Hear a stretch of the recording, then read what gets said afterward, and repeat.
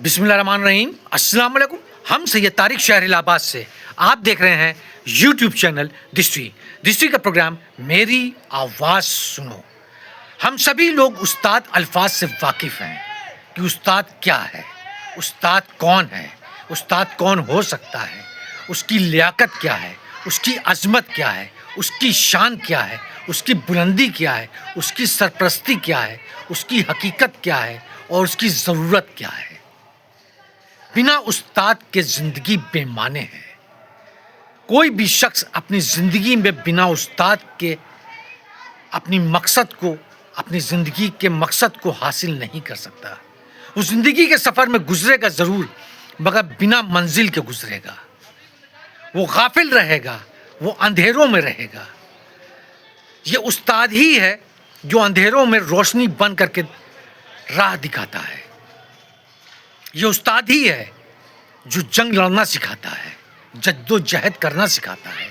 یہ استاد ہی ہے جو منزل کو سمجھنا سکھاتا ہے، منزل کی طرف لے جاتا ہے، راہ دکھاتا ہے، تراشتا ہے، نکھارتا ہے، سنوارتا ہے اور اس کا مقابلہ کرنے کے لائق بناتا ہے. یہ استاد ہی ہے. بنا استاد کے زندگی بے معنی ہے. استاد کی حقیقت کو سمجھنا ہے تو اس کی عظمت کو، اس کی سرپرستی کو لازم کرنا ہوگا. زندگی کے سفر میں استاد کی شکل بدلتی رہتی ہے. جب بچہ ہوتا ہے انسان تو والدین استاد ہوتے ہیں، بڑے بوڑھے استاد ہوتے ہیں.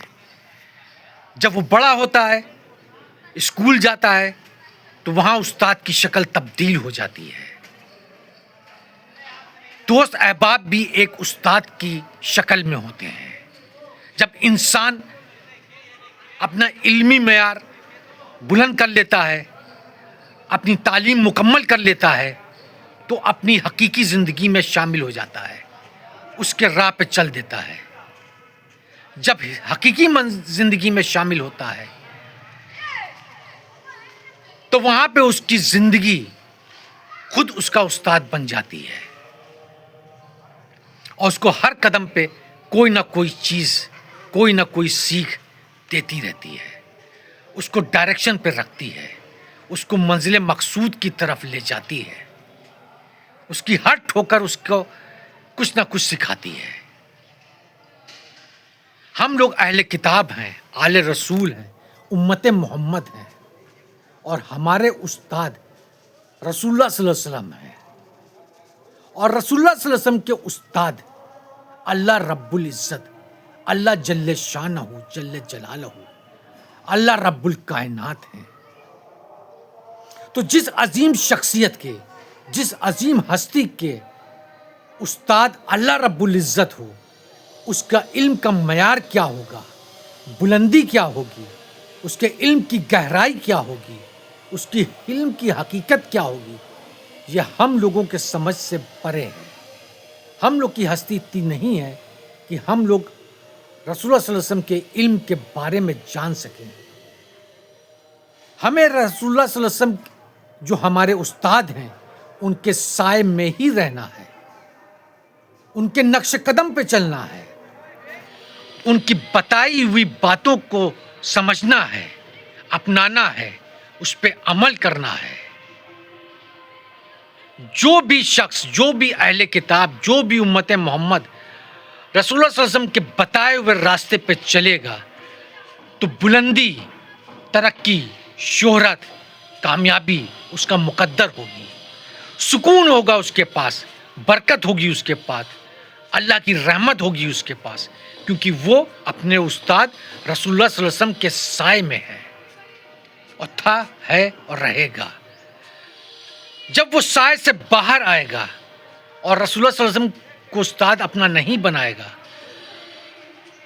تو اس کا استاد شیطان بن جائے گا.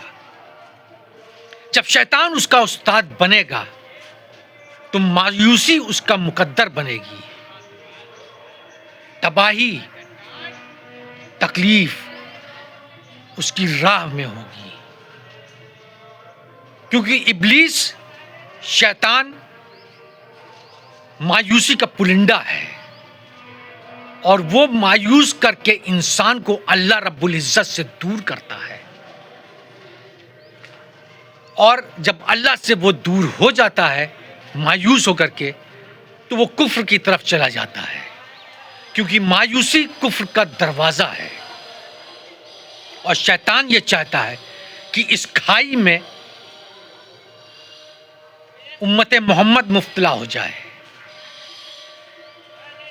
तो हम अहले किताब आले रसूल उम्मत मोहम्मद को रसूलुल्लाह सल्लल्लाहु अलैहि वसल्लम के साए में रहना है, अपने उस्ताद रसूलुल्लाह सल्लल्लाहु अलैहि वसल्लम के साए में रहना है, उनके नक्श कदम पे चलना है, ताकि हम शैतान से दूर रहें और अल्लाह की पनाह में रहें। तो हम उम्मत मोहम्मद को इस चीज़ को लाजिम बनाना होगा कि हमारे उस्ताद का साया हम पर हमेशा बना रहे। शुक्रिया।